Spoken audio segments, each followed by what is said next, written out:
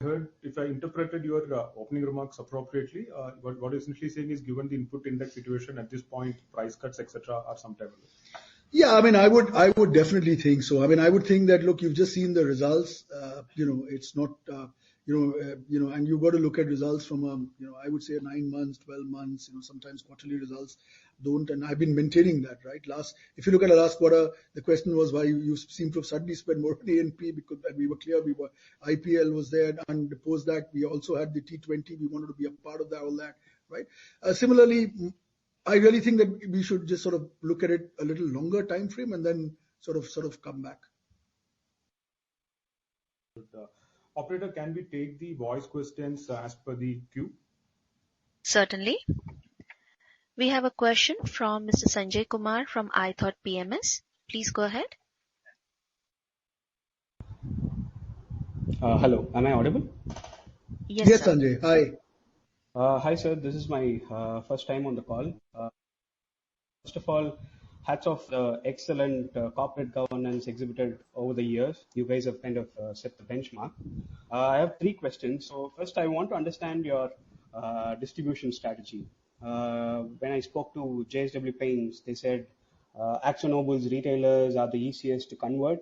To JSW Paints has moved from a hub and spoke model to hub-only model.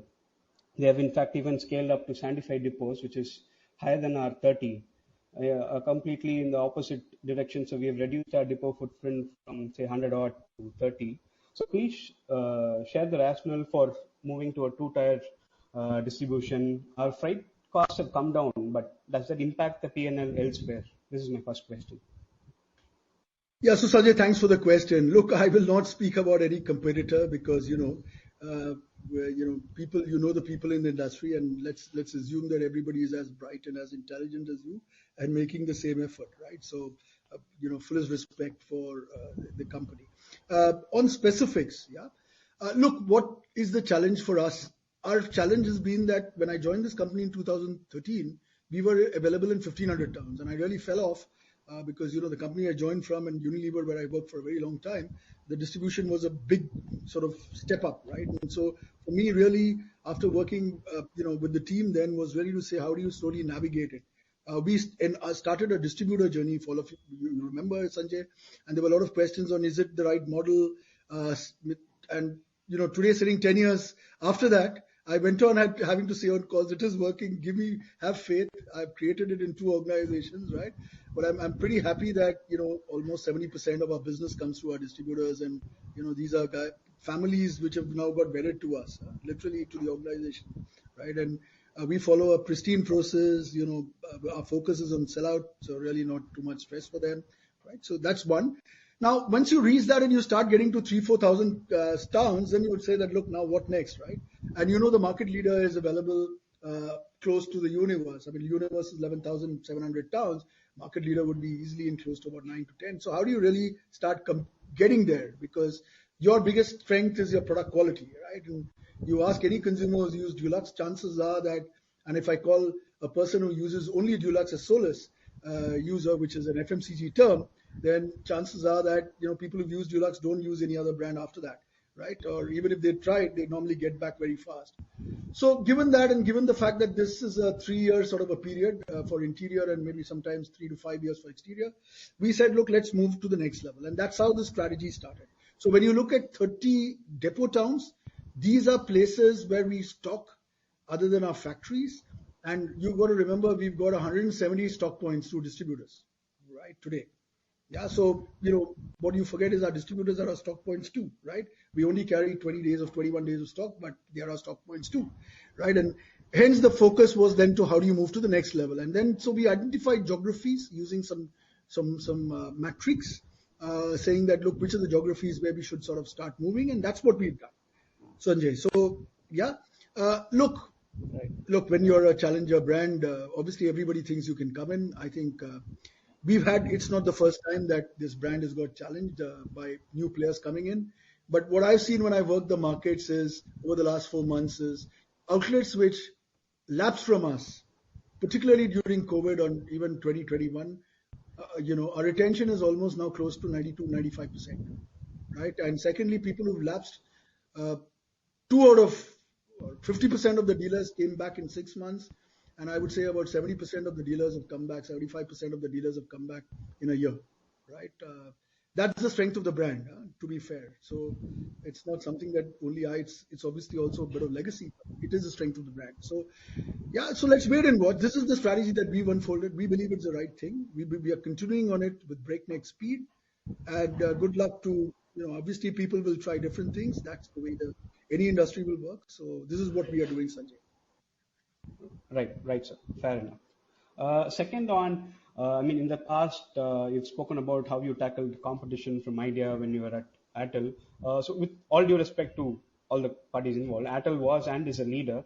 Idea was the challenger, and currently Akzo is the challenger. And we're seeing a bigger challenger coming up, say in terms of capacity. Grasim is adding 4 Akzo Nobels. Not just them, even the leader, Asian Paints, has said that it will expand from 17 lakh KLPA to 26 lakh KLPA. That's 3 Akzo Nobels. So any comments on your strategy in terms of product innovation? Looks like Grasim also will come out with any color, one price. Will our ad spends go back to, say, 5% from the current 2%? Yeah. So Sanjay, I don't know where you're based. Are you based in Chennai? Yes, sir. Okay, so then it's easier for me to answer the question. I was the CEO of Tamil Nadu Airtel, and I took over the job in 2006. By the time I left in 2010, we became a market leader, but we were not a market leader when I took the job. We were a number 3 player. Aircel was the market leader. Idea, Vodafone that time was number 2, right, and Airtel was number 3, and that's what got me the job in head office, right? So let's just wind back. I just want to be factual here, right? Look, again, in any business, brand distribution drives market share and doing the right thing in telecom pricing and a lot of other variables. Here, too, I think it's doing the right thing that will sort of do it. It is a formidable competitor, yeah, and we are sort of putting our thoughts in terms of how to handle a formidable competitor. We believe that we've got a very strong brand. It's a legacy brand. People who've used it, are pretty passionate about the fact that they use Dulux at home.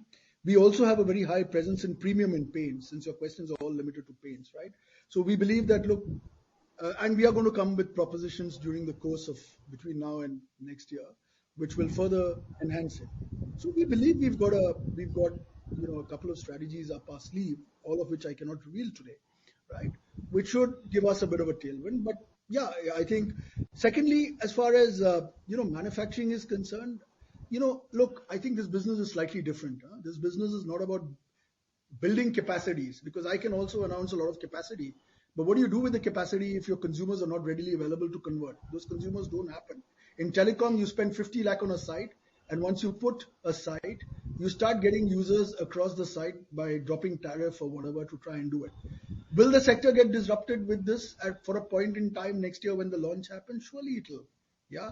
But what I'm looking forward to is to see whether the fight is going to be a price war or it's going to be a brand war. If it's a brand war, that's what I think will be more interesting. If it's a price war, I think you've seen it in most industries. Everybody will up the ante. You talked of one color, one price. I don't know, Sanjay, if you've traveled into the markets. You give me your assessment of what the one color, one price is doing. My assessment is slightly different from where you stand today. Okay. All right. So we'll wait for the strategy that you'll put out. Final question on employee. No, I won't be putting out a strategy because, to be honest, and I just want to say it for the benefit for further questions. One of the things I won't put out is a strategy because, the strategy is being controlled by a very close group, and because otherwise it's easy to do it. Even in my earlier jobs, when strategy is done at this level, the only people who have access are my managers and the corporate. Because for simple reason, strategies, if they're shared, is no longer a strategy. A strategy is about alternative choices, right? So those are something which are very close to us. But yes, suffice to say that we are putting those choices because we do expect at some point of time some turbulence, right? And the question then is, if you're a good pilot, how do you withstand the turbulence? Okay. Yes.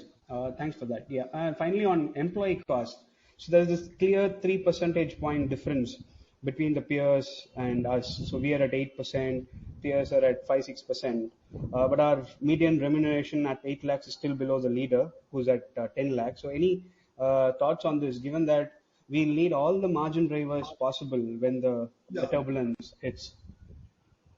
So, Sanjay, if you look at it, you've answered the question yourself. I think then it's basically a top-line game, isn't it? I mean, let's be honest. After Akzo Nobel acquired ICI, there's no acquisition we've done. Our endeavor has been to really get this business back to where it belongs. It's taken a long while, maybe 3 sets of leaders to do it. But what we're finally delighted is, I think collectively over the last 10, and let me to give credit, over the last 13 years, right? I think the organization has been fixing all the nuts and bolts to make sure we really bounce back. And, I think we've started seeing that direction. At least there's light at the end of the tunnel. We need to continue, sustain doing it. And increasing turnover would be the way. We are not adding heavily in going forward on our employee, except in certain areas of growth. And a large part of it is going to come through internal promotions, which will further reinforce the message on cost and, make sure that while we get good talent and balance it, we actually are also keeping an eye on it. And we are driving productivity very seriously. Krishna, you want to add something? Yeah, I think we are mindful of the productivity. And yes, we are absolutely. keeping a close watch in terms of how do we improve our matrices. If you see on our slide where we put the total cost as a percentage of the budget, that's what is declining on a year-on-year basis. And we continue to do that. Thank you. Great, sir. Thank you, and all the way. Thank you, Sanjay. Good day. Bye-bye. Bye-bye. Thank you. A reminder to participants, to ask an interactive question, you may click on the Q&A tab on the left-hand side of the panel and click Raise Hand.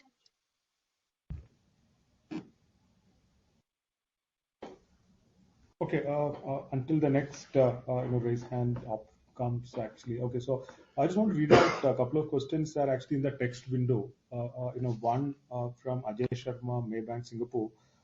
So I'm just verbatim reading out to you. How do you see the entry of Grasim impacting your decorative paints and coating business? I understand that you answered it a bit, but still, what is the gross margin and EBITDA margin and revenue breakup of deco and coatings for you? So, firstly, on the last part, I think I've said it always. Our contribution varies between 63 to 65%. In an odd quarter, it could even be 60-40. So that's the broad sort of. It doesn't change much, right? Of decorative being the larger one. The second is Grasim. I think I've answered. Look, it is a formidable player. We are mindful of it, right? We are mindful, but we are very clear. We are here to make sure that we navigate the course and come out as a stronger player. So that's what we are currently focused at as a team. Yeah, we are going to work on different facets, Manoj. Will be very difficult for me to really articulate. I think through what I've said and the slide that I've shown, I've given you what the areas of work we are doing. Specifically to Grasim, as I said, it's a pretty closed door sort of actions. We are putting some actions. And once we are successful, I think then only I should talk about it, because otherwise it's counting your chickens before they're hatched. Understood. The next one is from Mr. Atman Shah. He's asking, what is the total paints and coating capacity and what is the current capacity utilization? So, good evening, Mr. Shah. I think this is your favorite question that also sometimes comes to us in the AGM. Lovely to hear from you. Hope you're doing well. So, look, if you look at our capacities, really for the paints and coatings range between 200 to 250 million. We are, and that's if you look at a 3-shift basis, our capacity would be anywhere between around 65%, but we currently operate on 2 shifts. We have used a lot of technology, etc., to become far more efficient. In terms of a capacity enhancement, it's not an issue for us, right? Our existing plants have enough ability to be able to pull out the incremental. And as we are growing, that's one of the reasons we are sort of doing it. Only thing that we put in public domain is the fact that we've enhanced our powder capacity, and some augmentation of paints is happening as we sort of move forward. Yeah, hopefully that answers your question. Thank you for the question. Can we get back to the voice question queue, please? Certainly. We have a question from the line of Avi Mehta from Macquarie. Please go ahead. Hi, sir. Am I audible? Yes, yes, sir. Yeah. Hi, sir. Sir, you did allude to a coming disruption in the market, and you did your response was pretty clear about if it being a brand war, it will be interesting, and if it is a price war, everyone would match. We are, to be frank with you, you are a participant in the market. You obviously have a much better understanding of the industry. So would love to hear your thoughts on, do you see the profitability metrics kind of deteriorating, even if it is not a price war, given the need for brand? Any sense if you could give on how you see from an industry lens? I hear your strategy, but would love to hear your thoughts from an industry structure. Do you see an impact kind of panning out, which helps us parse it, better understand what we could kind of play out? I get the question. Yeah. You want to say something, Krishna? Or yeah, it's okay. Let me take it then. So just a quick one. Look, chances are that it'll be a disruptive initially. There will be a pricing, in my assessment, it's pretty high. There could be a couple of 2-3 quarters of turbulence, right?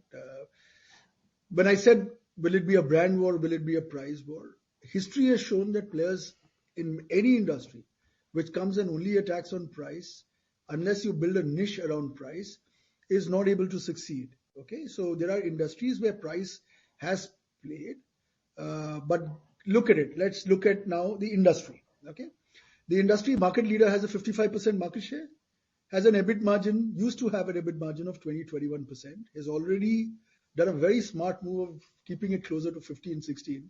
So the other players really find it tough to go. The other existing players, right?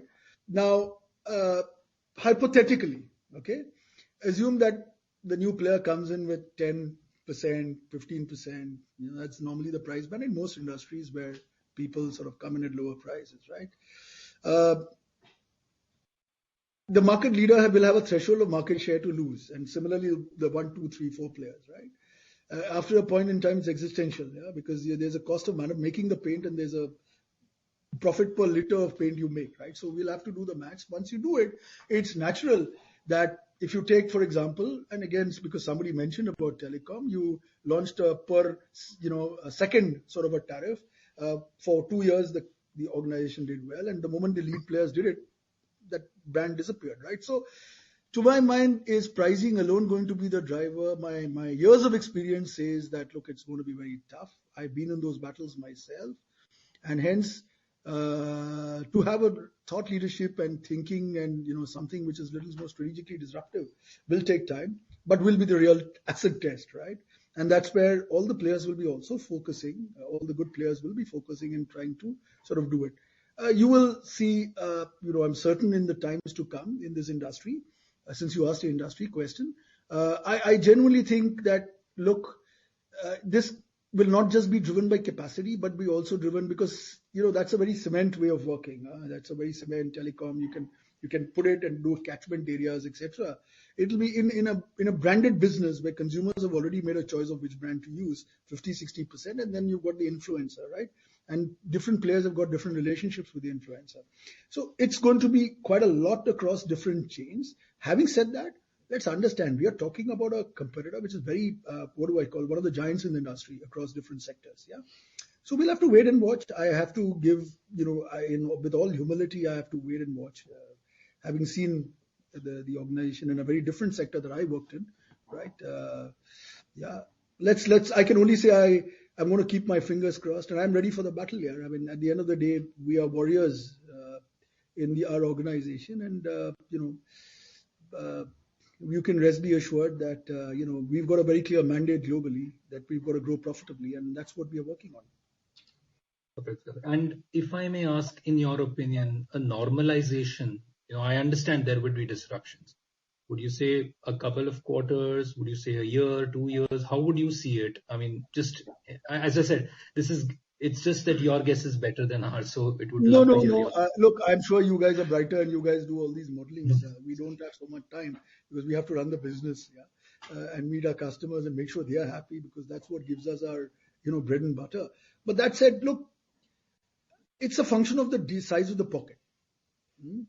It's a function of size of the pocket. It's also a function of what you want to do. You take telecom, you've got one of the lead players, which is a combination of an international brand with an Indian brand now, having a huge challenge where the government has had to bail out. Now, I really don't know the semantics that will happen. It's a function of how deep the pocket is and how deep you want to run it, right? So, yeah, it's there. It's also a question of the strength of the other players, of how much they will sustain. Yeah. So those are variables which are all there. Yeah. It is going to be at a point in time, it could get a tough battle, but yeah, I mean, perfect, sir. Perfect. As they say, tough times, don't last, but tough people do. So let's see. That's all I can say. Fair point, sir. And Fair wish for point, your sir. good wishes. No, sir. So the second bit was more specific to us. I mean, we have seen this quarter, and congratulations on the performance. Margins have bounced back quite sharply. Would love to, understand from you more a trajectory sort. See, we've more or less achieved the aim that we had sought of, trying to reach a particular margin profile. I mean, we're on that path. I'm not saying we have reached there, but we're probably there on an ROS basis. But yes, as you rightly said, there is a need to, be nimble. So how would love to know, how do you kind of balance these conflicting requirements, if I may put it? And is it that we have a chest that we would love to kind of build in on and then kind of use them when the time comes? And I mean, whatever is the thought, would love to kind of know how you see this. Thank you. I was looking when you said chest at Krishna, I quickly said, you take it on. So it's all the chest and all the money. I don't even know what's inside it. But yeah, look, I think in any good company would do all this, Avi. I mean, let's be honest. This is like, and I was just thinking when you said, this is like asking a pilot when you travel between Delhi and Mumbai, that, how's the weather going to be? I mean, the pilot can't tell you whether you're going to have bumps on the road, right? Air pockets on the way, right? It's difficult for him to predict. He'll say, some stormy weather, but very difficult because all of us go through it, right?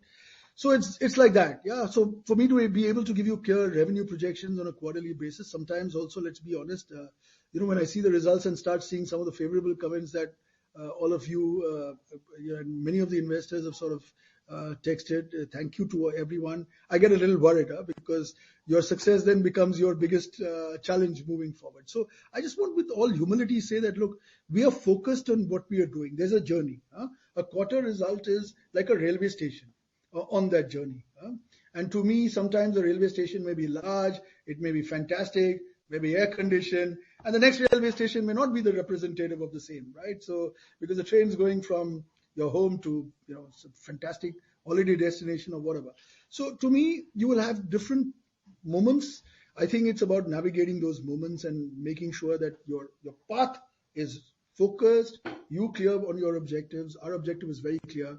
Our objective obviously is to become a meaningful player in this industry. I keep getting asked, why don't you give a number? Because there are a lot of variables before I throw a number. I'm focused on basically 4 things right now. And this is really coming out of our global CEOs ask from all of us. First is what's called disciplined execution led by margin management. Okay, so retain as much of prices. Secondly is cost control. We are still living in a tight world. Yes, India is doing well. You have our back. We want to invest more in you. But guys, remember that India is also a part of the globe. Yeah? One small whiff, because we don't know what those balloons could have done in the United States, or something can start all over again. You don't want to be at a point in time stuck where you're then having to take some of the actions that you're seeing many companies do. For me, my people are like my family. So one of the things, it's easier rather than to go and recruit 2,000 more people to manage with what you have and make sure that that's being driven very effectively and efficiently, right? The third is, look, you're living in a volatile world, okay? Paints industry operates with typically 2 to 3 months of stock between various points, between raw material to where it's consumed, yeah? Now what's happening is, we were going through an upsurge. We all predicted that suddenly by this month, everything will come down. Slight improvements have happened, granted, but it's very volatile outside. Every morning I look at what is the crude, what is the dollar, and I, say, shucks, God forbid one variable by April or May or June goes, fuck, all the financial modelings and all the stuff that we do, because we do scenario planning like any good company, right? We'll all go into a different model. So the idea is, how do you manage that. And most importantly, look, we are in this business because there are customers. I think our challenge has been reach, supply, availability, and that's where the market leader, etc., the success story of the market leader, which is played on many channels, etc., has been. So how do you really focus and drive that? These are the four articulation that the global CEO has given, as a challenge to each of us, and that's what we are really assiduously working on. And I will keep you updated on the progress as we move forward. Okay, fair enough, sir. Thanks a lot for taking my questions. Thank you. Thank you, Avi. Thank you, Mr. Mehta. Ladies and gentlemen, to ask an interactive question, you may click on the Q&A tab on the left-hand side of the panel and click Raise Hand.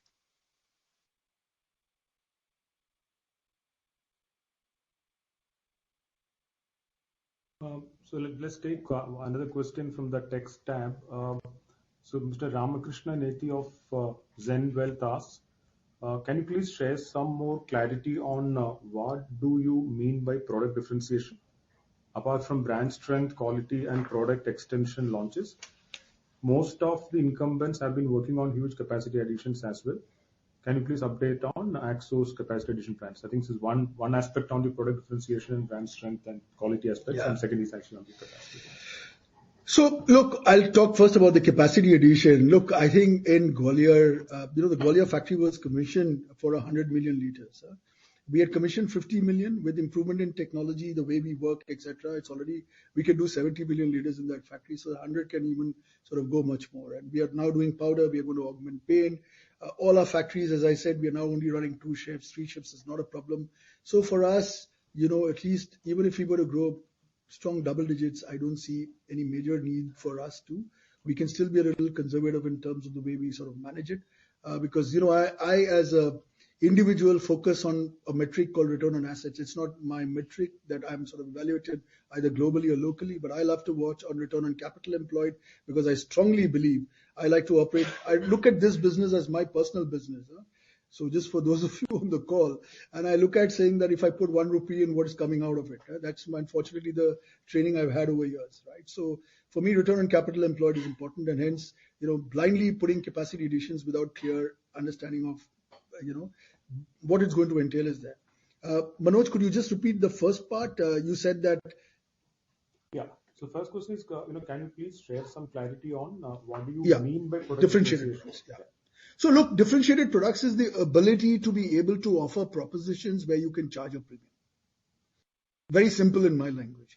Or be able to offer it at a cost advantage so that you're able to gain market share.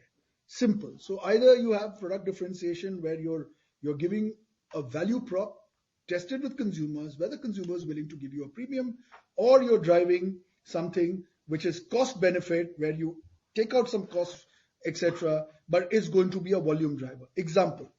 So if you look at when I talked of Promise Smart Choice, we are obviously a huge part of our growth that we launched post-COVID in 2021 has come through Promise Smart Choice because we never had a play in the economy segment and we are doing it very profitably now. So that's the second part. On the first part, if you look at some of our work that we've done on our exterior brands using some of the PU and also technologies that we use in coatings that we are going to bring into paints, you will see that these are going to be a little forward-looking. Can't share more, but as and when we launch the products between now and Diwali this year, you will get to see it, and obviously at some point of time in the quarterly call, we will keep you, abreast of it.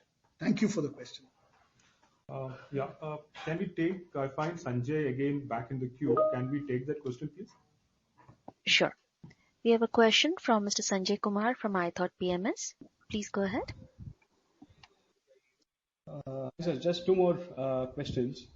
So our gross margins have been pretty stable in the last few quarters. So can you talk us through about our raw material situation? Do we import all of the VAE, VAM from the parent? I think we import our titanium dioxide. So what is the scenario given the supplier base is fairly concentrated amongst 3-4 players in VAM? Is capacity being added? The perspective I'm asking from is, can any negative surprise specifically come from raw material side? Because even the leader is backward integrating, or do we have any such plans? Yeah. So, Sanjay, let me come to the core of what you asked, which is the last part, which is, are you going to look at backward integration? Look, globally, we've done something on resins, but not more than that. We are a very large player, right? And here we will leverage our global scale. Okay, we are, pretty big. We are 10 billion sort of a company, 9.5, 45% is paid, so you can calculate, right? We don't see too much of supply issues. We believe that, given our scale, given what India has to offer, and the fact that many of these players, we've been customers for a long time, we don't see an issue there, Sanjay. To really be very focused on to what you asked. Okay, so no capital allocation towards raw material side going forward. So capital allocation for backward integration, no. There are some smart things we will do, but again, as I said, I don't think I'm privy to share that. We are trying to work things smartly at a global level. We've got a bunch of very, very bright people at a global scale. That's why they handle those jobs. So obviously, we work very closely with them, and obviously that's something that we will do. But we are not looking at backward integration for sure. Okay, final question from my side. So will you be reactive or proactive to the turbulence that's expected? Sorry, will we be reactive or proactive to? The turbulence that's expected. See, look, again, let me answer it in the way I did earlier. If it's going to be brand-led, we'll be proactive. If it's going to be price-led, I would rather wait and watch, right? History has taught me that without using your intelligence, or at least hopefully some intelligence, just sort of getting into a price was not helped anyone. So whatever you do, you have to think through what you want to do. We are creating scenarios, but I'm not the sort of guy who's trigger happy, if you understood what I'm trying to say. Right. Yeah. Perfect, sir. Thank you. Thank you, Sanjay. I think we've got one more question. Thank you. We can go back to queue. We have our next question from Mr. Ajay Sharma from Maybank. Please go ahead. Yeah, hi. Can you hear me? Yes, Ajay. Good evening. Evening. So my question was on the earlier question I asked actually in terms of coating and decorative paints split, right? So I was wondering in terms of the gross margin and also in terms of the bottom line, basically, is the mix similar or is the deco more profitable, basically? Look, the coatings business have a wide range of margin. On an absolute, the deco obviously is more profitable, but coatings has started getting profitable over the last year, 2 years. Some of our coating businesses are extremely profitable. Yeah. But right now on an aggregate, it is paints which is more profitable than coatings. Okay, and then for the raw material side, do you see how is the raw material basket trending basically? Do you see more benefit coming from that going forward, or is kind of already reflected in the this quarter numbers? Sanjay, look, obviously the benefit is yet to come. I mean, look, we still were carrying a lot of inventory of the previous months, and as you know, as you've seen in the industry has not reported great growth, right, in the paint side of the business. So as a result, my belief is, look, it'll take a little longer time to get depleted. It'll take a quarter or two to sort of get completely depleted. That said, Sanjay, Ajay, the challenge I face is it's very difficult to predict because, I start with the prediction in a week, right, at the beginning of this week. By next week, the variables have completely changed, which are outside my control. And hence, for me, I think what we are doing is we are now working with ranges rather than any absolute numbers, etc., or percentage numbers, to just broadly say, for example, if crude goes ballistic suddenly, whatever set of reasons, right, touches 100, what is the planning there? Because, you've got to have a plan B, right? So that's the way we work, Ajay. Otherwise, to be honest, very difficult to answer that question. And for the coating side, do you have to pass on the benefit or can you retain that benefit of the lower raw material price, basically? See, look, we have continued to take price increases in our coatings business in the last quarter. On the paint side, we didn't. Coatings, we took because coatings, you remember, the price increase takes a lot of time. There's a lot of discussion with customers. There's a lag in the price increase that comes in coatings. Yeah, so our endeavor will be to retain as much as possible because we don't know times ahead. And rather than having to drop or correct and then again take it up, I think sense remains that till it reaches steady state, you should hold. Okay, just the last question. So is it fair to say that for Grasim, they will be attacking mostly the decorative side and not so much for you on the coating side? I have no idea, to be honest. Okay.